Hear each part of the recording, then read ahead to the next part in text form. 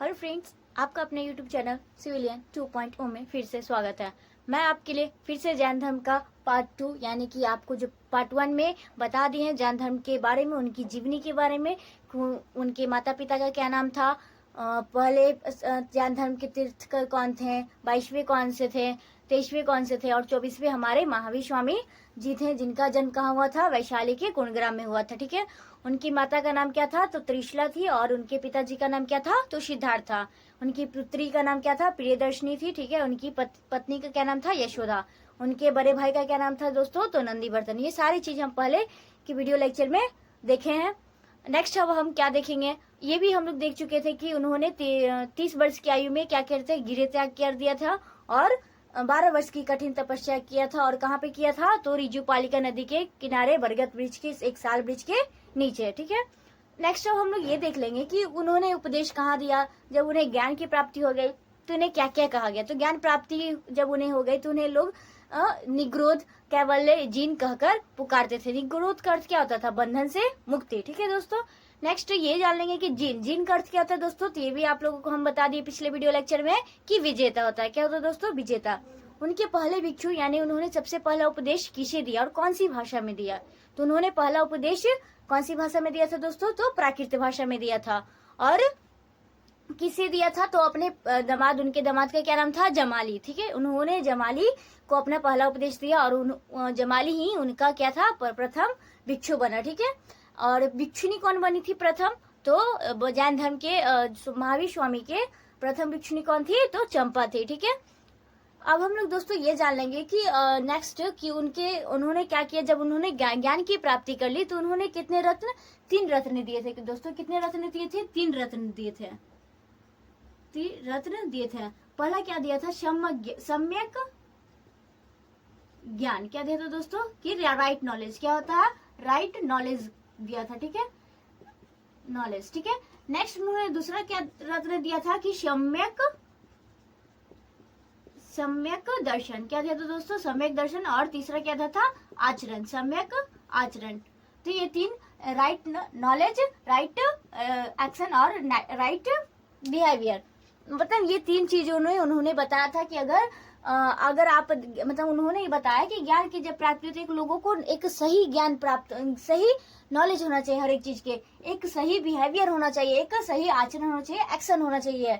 ठीक है, इन्होंने 3 रत्न दिए थे। ठीक है, नेक्स्ट हम लोग ये देखेंगे कि उन्होंने जब ज्ञान की प्राप्ति की थी तो उन्होंने अपना धर्म, जैन धर्म का प्रसार करने के लिए क्या किया था, एक संघ की स्थापना की थी। क्या किया था दोस्तों, एक संघ की स्थापना की थी।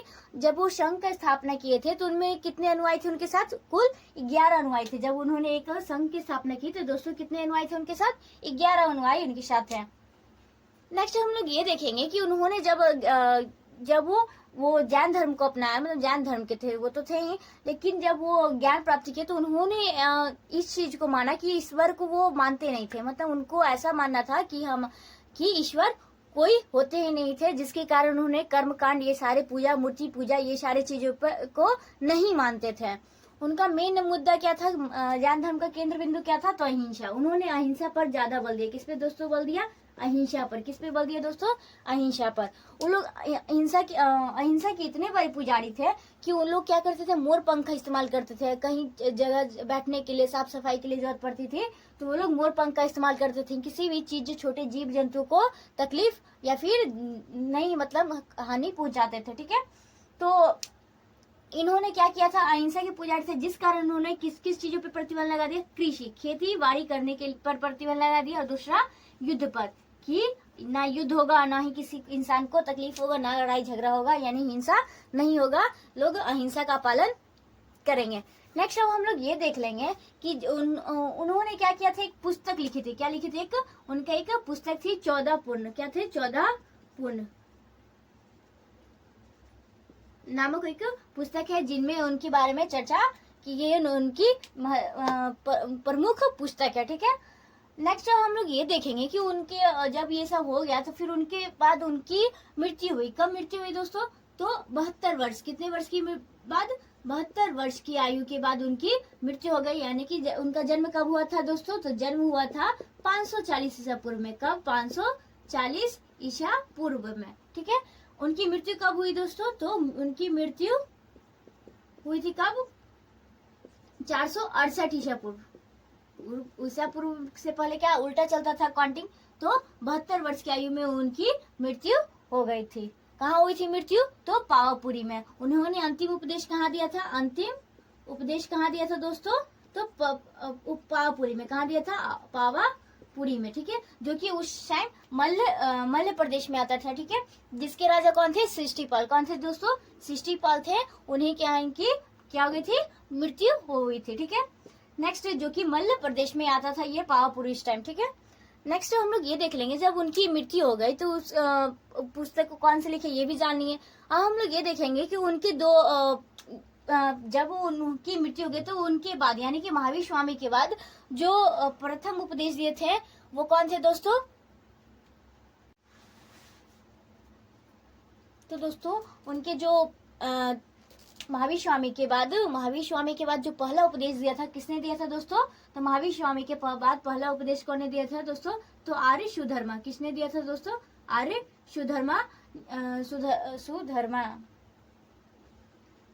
सुधर्मा ने दिया था, ठीक है। नेक्स्ट हम लोग ये देख लेंगे कि उनके दो प्रिय अनुयायी थे। महावीर स्वामी के दो प्रिय अनुयायी थे। कौन कौन थे? तो एक भद्रबाहु थे और एक स्थूल भद्र थे। कौन कौन थे दोस्तों? एक भद्रबाहु थे और दूसरा एक स्थूल भद्र थे, ठीक है। तो वो दोनों क्या थे कि प्रिय अनुयायी थे किनके? महावीर स्वामी के। तो नेक्स्ट हम लोग ये देखेंगे कि एक समय क्या हुआ था कि जो मगध यानी कि जो मगध के राजा थे कौन थे? तो मौर्य काल के जो चंद्रगुप्त थे, तो वो उन्होंने क्या हुआ था उस टाइम एक 12 वर्ष के लिए विष्णु अकाल पड़ा था। क्या पड़ा था दोस्तों? विष्णु अकाल पड़ा था। तो उसमें क्या हुआ था कि जो भद्रबाहु थे उन्होंने अपने अनुयायी के साथ क्या किया था? अपने अनुयायी के साथ चले गए थे। कहाँ चले गए थे? कर्नाटक चले गए थे, दक्षिणी भारत की तरफ चले गए थे वो जगह को छोड़कर। फिर उसके बाद लेकिन जबकि वो स्थूल भद्र थे जो क्या थे वहीं पर थे, वहीं मगध में ही थे और उन्होंने उसका सामना किया। लेकिन क्या हुआ था फिर जब वो अकाल खत्म हो गया, जब ये विष्णु अकाल खत्म हुआ तो वापस क्या हुए थे? चंद्रगुप्त मौर्य जो उनके साथ गए थे, किनके साथ? भद्रबाहु के साथ वापस कहाँ आते हैं? वापस मगध की ओर आते हैं और उनमें क्या हो जाता है फिर? भद्रबाहु और स्थूल भद्र में क्या हो जाता है? विवाद हो जाता है, यानी कि अनबन हो जाती है, जिस कारण से क्या हो जाते हैं? दोनों अलग अलग हो जाते हैं। तो भद्रबाहु थे, भद्रबाहु के जो अनुयायी लोग रहते थे वो निर्वस्त्र रहते थे। क्या रहते थे? निर्वस्त्र रहते थे, मतलब वस्त्र का इन्होंने त्याग कर दिया था। इन लोगों के जो अनुयायी रहते थे भद्रबाहु की श्रेणी में, वो लोग वस्त्र का ग्रहण नहीं करते थे, जबकि स्थूल भद्र के जो अनुयायी थे वो सब क्या थे? श्वेत वस्त्र का। कौन से वस्त्र का दोस्तों? श्वेत वस्त्र धारण करते थे। कौन सा वस्त्र? श्वेत वस्त्र धारण करते थे, जिस कारण से इन्हें क्या कहा गया? श्वेतांबर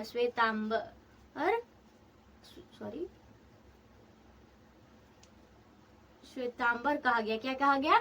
और जो भद्रबाहु के अनुयायी थे जो निर्वस्त्र थे, वस्त्र का त्याग किए हुए थे, तो वो उनको क्या कहा गया? दिगंबर। क्या कहा गया दोस्तों? दिगंबर कहा गया, ठीक है। नेक्स्ट जब हम लोग ये देखेंगे कि जब ये हुआ तो उनके कुछ संगीतियां आई। क्या आए? तो उनके महावीर स्वामी के दो संगीतियां थी। कितने दोस्तों थी? दो संगीतियां थी। तो दोस्तों दो संगीतियां थी। पहली क्या थी? तो पहले 300 ईसा वर्ष पूर्व हुआ था, जो कि किसके अध्यक्षता में हुई थी? तो स्थूल भद्र के अध्यक्षता में हुई थी। उसी समय क्या किए थे? भद्रबाहु ने 12 अंग पुस्तक की रचना की थी। कितने अंग? 12 अंग पुस्तक की रचना की थी, ठीक है दोस्तों। अब दूसरा संगीति कहाँ हुआ था? तो गुजरात के भल्ली। कहाँ? गुजरात के भल्ली नगर में हुआ था, जिनकी अध्यक्षता कौन थे? तो देवादी क्षमा आश्रम ने किया था, उनकी अध्यक्षता में हुई थी, ठीक है दोस्तों। उसी समय उपांग की रचना किस समय की थी? तो दूसरी संगीति में। और पहली संगीति में अंग का रचना किया गया था, जो किसने किया था? भद्रबाहु ने किया था। और दूसरी संगीति में क्या हुआ था? उपांग की रचना हुई थी। नेक्स्ट हम लोग ये देखेंगे कि जब वो जैन जो होते थे, जैन धर्म के जो निवासी होते थे, जो जगह पे रहते थे, उनको क्या कहा जाता था? तो वसुदे कहा जाता था। क्या कहा जाता था दोस्तों? वसुदे कहा जाता था। और एक बात और, ये महावीर स्वामी के प्रमुख कथन क्या थे? जियो और जीने दो। क्या कहा उनका कथन था? जियो और जीने दो। नेक्स्ट ये जान लेंगे हम लोग कि महावीर स्वामी के जो प्रिय जो शिष्य होते थे, उनको हम लोग क्या कहते थे? गंधर्व कहा करते थे। लोग उन्हें क्या कहते थे? गंधर्व कहते थे। नेक्स्ट हम लोग और भी बातों को हम जानेंगे कि श्वेतांबर में क्या होते थे, दिगंबर क्या होते थे, कैसे कैसे मतलब आगे और भी उनकी प्रमुख राजा कौन कौन थे जो कि जैन धर्म को अपनाते थे। तो प्रमुख राजा कौन कौन थे? अजातशत्रु थे, उदयन थे, राजकूट थे, चंद्रगुप्त मौर्य थे। ये सब क्या थे? जैन धर्म को अपनाया था। ठीक है। उनका एक प्रमुख ग्रंथ है जिनमें महावीर स्वामी के एक प्रमुख ग्रंथ है जो कि प्राकृत भाषा में लिखी गई है, जिसे आगम नामक एक पुस्तक है। ठीक है, ग्रंथ है, प्रमुख ग्रंथ है जो महावीर स्वामी के हैं। नेक्स्ट हम और भी चीजों को अब जानेंगे। आपको हम एक एक करके नोट डाउन करके बता देंगे, आप उसको अच्छे से याद कीजिएगा।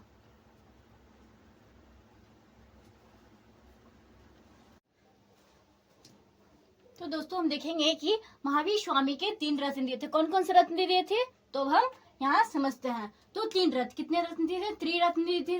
कौन? तो सम्यक ज्ञान। क्या दिए थे?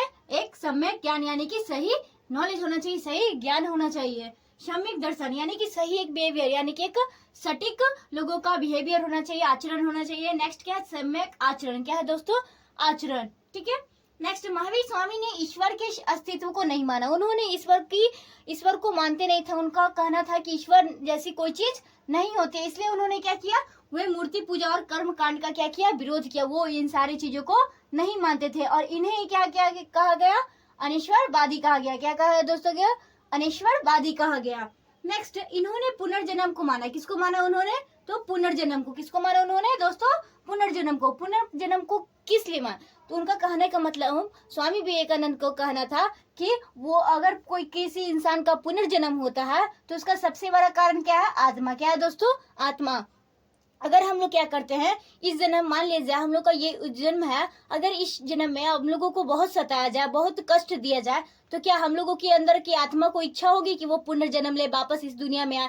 तो नहीं। तो वो इनका प्रमुख कारण किसको माना? कि आत्मा को। अगर आत्मा को हम लोग सताते हैं तो पुनर्जन्म का जो है वो नहीं आया होगा। नेक्स्ट, इन्होंने अहिंसा पर सर्वाधिक बल दिया। मतलब उनका क्या था कि वो लड़ाई झगड़ा मारपीट, किसी दूसरे को कष्ट नहीं पहुंचाना, ये सारे किनका? तो महावीर स्वामी का क्या था? मेन मुख्य कारण था। ठीक है, केंद्र बिंदु था। नेक्स्ट, जिस कारण से इन्होंने क्या किया? कृषि और युद्ध पर प्रतिबंध लगा दिया। किस चीज पर प्रतिबंध लगाया दोस्तों? तो कृषि और युद्ध पर। ठीक है। नेक्स्ट, 72 वर्ष की आयु में, कब दोस्तों? 72 वर्ष की जब उनकी आयु हो गई, यानी कि 468 ईसा पूर्व। कब? 468 ईसा पूर्व में क्या हुआ? पावापुरी में मल्ल के राजा सृष्टिपाल क्या उनके दरबार में क्या हो गई? उनकी मृत्यु हो गई। किनकी मृत्यु हुई? तो महावीर स्वामी की मृत्यु हो गई। ठीक है दोस्तों। नेक्स्ट, इनके द्वारा दिए गए उपदेश, इनके द्वारा जो भी उपदेश दिए जाते थे, जो भी लोगों को ज्ञान देते थे, कौन सी पुस्तक में लिखी गई है? तो 14 पूर्वी। कौन सी पुस्तक? 14 पूर्वी पुस्तक में इनके सारे उपदेशों का वर्णन किया गया है, जो कि क्या है? जैन धर्म का सबसे प्राचीन पुस्तक है। क्या है दोस्तों? जैन धर्म का सबसे प्राचीन पुस्तक है।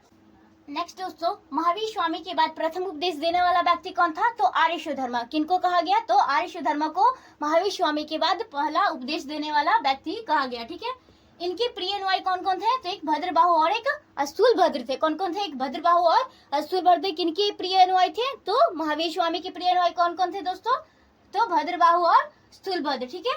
नेक्स्ट, भद्रबाहु के नेतृत्व के लोग निर्वस्त्र रहते थे। कैसे रहते थे? निर्वस्त्र, यानी कि वस्त्र ग्रहण नहीं करते थे, वस्त्र त्यागी हुए थे। जिन्हें क्या कहा गया? जो निर्वस्त्र थे उन्हें क्या कहा गया? तो दिगंबर कहा गया। क्या कहा गया दोस्तों? दिगंबर कहा गया। नेक्स्ट, स्थूलभद्र के नेतृत्व के लोग क्या श्वेत वस्त्र पहनते थे। क्या करते थे? स्थूलभद्र के लोग क्या श्वेत वस्त्र पहनते थे, जबकि भद्रबाहु के जो नेतृत्व में लोग रहते थे उन्हें निर्वस्त्र रहते थे, उन्हें दिगंबर कहा गया। जो श्वेत वस्त्र धारण करते थे उन्हें क्या कहा गया दोस्तों? श्वेतांबर। क्या कहा गया? श्वेतांबर कहा गया। नेक्स्ट, जैन धर्म के विस्तृत प्रचार के लिए कितनी संगीतियां हुई? तो 2 संगीतियां हुई। कितने दोस्तों? 2 संगीतियां हुई। कौन कौन? एक पहली संगीतियां हुई कहाँ हुई? तो पाटलिपुत्र में हुई थी। और किसके नेतृत्व में हुई थी? स्थूलभद्र के नेतृत्व में। तो पहली संगीतियां 300 ईसा वर्ष पूर्व कहाँ? पाटलिपुत्र में स्थूलभद्र की अध्यक्षता में हुई थी। नेक्स्ट, उसी समय भद्रबाहु ने 12 अंग नामक पुस्तक की रचना की। कब? पहली संगीतियां जब चल रही थी तो उसी समय क्या हुआ, 12 अंग नामक पुस्तक की रचना किसने की थी? तो भद्रबाहु ने की थी। नेक्स्ट, दूसरी संगीतियां कहाँ हुई थी? गुजरात के भल्ली नामक जगह पे हुआ था। कहाँ था? गुजरात के भल्ली नामक जगह पे हुआ था। किसकी अध्यक्षता में हुई थी? देवा आदि श्रमण के, क्षमा श्रमण के अध्यक्षता में हुई थी। ठीक है। नेक्स्ट, जो जब दूसरी संगीतियां चल रही थी, क्या दोस्तों, जब दूसरी संगीतियां चल रही थी तो उसमें कितने 12 उपअंग नामक पुस्तक की रचना की गई थी। पहली संगीतिया में 12 अंग की रचना की गई, लेकिन दूसरी संगीतिया में 12 उपांग की रचना की गई। ठीक है दोस्तों। नेक्स्ट दोस्तों, अब आगे देखते हैं। जैन भिक्षु के निवास स्थान को क्या कहा गया? वसदे कहा गया। क्या कहा गया दोस्तों? जैन भिक्षु जो जहाँ पे रहते थे उस निवास स्थान को क्या कहते थे? तो वसदे कहा गया। नेक्स्ट, महावीर के मुख्य शिष्य को क्या कहते थे? तो महावीर के जो फेमस मतलब ज्यादा अच्छे शिष्य होते थे, मुख्य शिष्य होते थे, उनको क्या कहा गया? तो गंधर्व कहा गया। क्या कहा गया दोस्तों? गंधर्व कहा गया। नेक्स्ट, महावीर स्वामी का मुख्य कथन क्या था? उनका एक मुख्य कथन क्या था दोस्तों? तो जियो और जीने दो। क्या था दोस्तों? जियो और जीने दो। नेक्स्ट, महावीर एक गांव में कितने दिन तक? 1 दिन तक रहते थे। कहाँ? एक गांव में 1 दिन तक रहते थे और एक शहर में 5 दिन से अधिक नहीं रहते थे। ठीक है। नेक्स्ट, जैनी मंदिर हाथी सिंह कहाँ पे स्थित है? तो गुजरात में स्थित है। कहाँ स्थित है दोस्तों? तो जैनी मंदिर हाथी सिंह कहाँ स्थित है? तो गुजरात में स्थित है। नेक्स्ट, प्रसिद्ध जैनी मंदिर जो कि पावापुरी में, कहाँ? हमारे बिहार राज्य के कहाँ? पावापुरी में स्थित है। जल मंदिर वो सब कहाँ है? तो प्रमुख जैनी मंदिर ये सब कहाँ है? पावापुरी में स्थित है। नेक्स्ट, जैन धर्म के प्रमुख ग्रंथ, क्या? जैन धर्म के प्रमुख ग्रंथ को क्या कहा गया? तो आगम। जितने भी साहित्य वगैरह होते हैं सबको क्या कहा गया है? तो आगम कहा गया, जो कि कौन सी भाषा में थी? प्राकृत भाषा में थी। कौन सी भाषा में थी दोस्तों? प्राकृत भाषा में थी। नेक्स्ट, उदाहरण के लिए कौन कौन से थी? तो 12 अंग, 12 उपांग, कल्पसूत्र, भगवती सूत्र आदि ये सारे पुराण किनके हैं? तो महावीर स्वामी के जैन धर्म के। ठीक है। नेक्स्ट, भगवती सूत्र में किसके बारे में दिया गया है? तो भगवती सूत्र में महावीर के जीवन के बारे में चर्चा की गई है और 16 महाजनपदों की चर्चा किसमें की गई है? तो भगवती सूत्र में की गई है। ठीक है दोस्तों। नेक्स्ट, जैन धर्म अपनाने वाला प्रमुख राजा कौन कौन से थे? बहुत से ऐसे राजा थे जो जैन धर्म को अपनाए थे। तो कौन कौन? अजातशत्रु, खारवेल, क्या थे? खारवेल, अजातशत्रु, राजकोट, चंद्रगुप्त मौर्य, राष्ट्रकूट, ये सारे शासक थे जो क्या? जैन धर्म को अपनाए थे। कि कौन से धर्म को? जैन धर्म को अपनाने वाले शासक अजातशत्रु, खारवेल, चंद्रगुप्त मौर्य, राष्ट्रकूट इत्यादि शासक थे जो कि क्या थे? जैन धर्म को अपनाए थे। ठीक है। तो दोस्तों आगे हम देखते हैं जैन धर्म का प्रमुख जो केंद्र था कहाँ था? तो मौर्य काल में कहाँ था? तो मथुरा में जैन धर्म का प्रमुख केंद्र था। ठीक है। नेक्स्ट, कर्नाटक में चामुंड शासकों ने क्या किया था? कर्नाटक में चामुंड शासकों ने क्या किया? गोमतेश्वर का जैन मंदिर बनवाया था, जिसे बाहुबली का मंदिर कहा गया। जिसे क्या कहा गया दोस्तों? तो बाहुबली का मंदिर कहा गया था। कहाँ बनवाया था? कर्नाटक में। किस शासकों ने बनाया था? तो चामुंड शासकों ने गोमतेश्वर का जैन मंदिर बनवाया था। क्या चीज का? गोमतेश्वर का जैन मंदिर बनवाया गया था, जिसे बाहुबली का मंदिर कहते हैं। नेक्स्ट, मध्य प्रदेश में कौन से शासक ने? तो चंदेल शासकों ने। किसने? चंदेल शासकों ने खुजराहो में, कहाँ? खुजराहो में जैन मंदिर बनवाया। कहाँ बनवाया? तो खुजराहो में जैन मंदिर बनवाया, जिसमें बाहुबली की मूर्ति है। किनकी मूर्ति है? तो बाहुबली की मूर्ति है। तो नेक्स्ट दोस्तों, यहीं तक आज का वीडियो लेक्चर हम यहीं तक रखते हैं। तो आगे के वीडियो लेक्चर में हम जानेंगे कि जो अलग अलग तीर्थकार थे उनके प्रतीक चिन्ह क्या थे और श्वेतांबर और दिगंबर में क्या अंतर थे, दोनों में क्या डिफरेंस था, ये हम अगले वीडियो में देखेंगे। ठीक है। तो आज का वीडियो लेक्चर यहीं तक। अगर आपको वीडियो लेक्चर अच्छा लगा हो दोस्तों तो अपने दोस्तों तक शेयर कीजिएगा और चैनल को सब्सक्राइब कीजिएगा, लाइक कीजिएगा। तो थैंक यू फ्रेंड्स।